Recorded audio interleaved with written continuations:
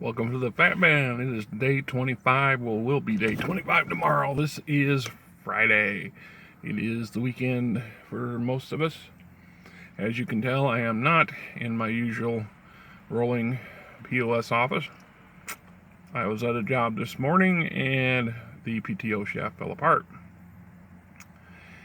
Behind me is a hot seat trailer attached to one of the company pickups. This is the device they use to clean hoods in restaurants and so on and so forth. Sitting on that is a nice yellow, greasy, nasty, knacky barrel. That is the backup grease truck for the Fat Man. Next to it, which you can't see, is a little shop vac. So I'm sitting outside of Apostle. Yeah. Well, the last few weeks I've been able to do some videos in the back in their nice little area back there. And it's a little rainy today, overcast. Not exactly raining yet, but it did off and on all night. I'm tired. I've been working since 8 o'clock last night, and I can't get in here till noon. So theoretically, I'm working till noon 30, 1 o'clock, and then I'm more or less done. Except the boss is running around trying to get a PTO shaft constructed for the truck. And we're going to have to get somebody there to put it on, which means, my plans for the weekend are kind of kiboshed because of that thing that I drive. And I have mixed feelings on that. If you can't tell, right?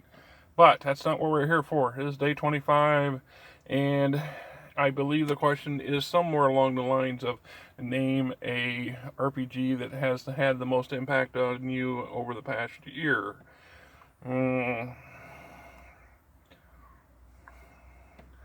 Well, that's kind of a no-brainer for me. None, to be honest. Like I said, I'm reading up on the Fate book.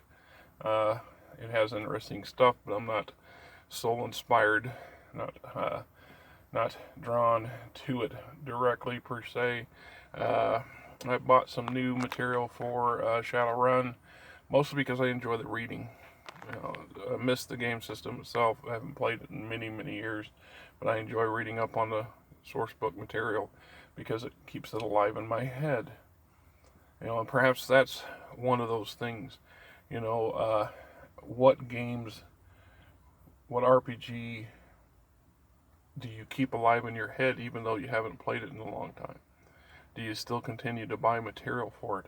Do you continue going back and rereading that source material from the original game? I can think of I bought some D&D stuff for 3.5, 3.0, whatever you want to call it.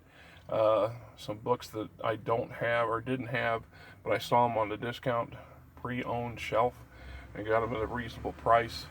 Like I said, I am being drawn to the new Star Wars stuff, but I haven't yet invested in any of it.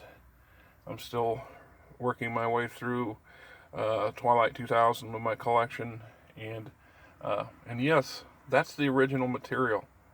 Stuff bought as it came out, hit the shelves back in the day, and some of them look brand new, and that's because, for all intents and purposes, I took care of my stuff as best I could, and it shows to some degree.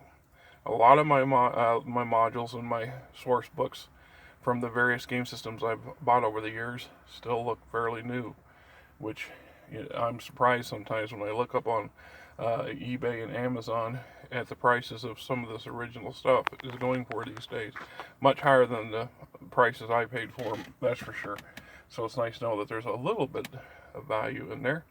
But I don't know if that's answered the question or not, but I'm not going to keep rambling on and on, not when we have plenty of other source material things to ramble on about.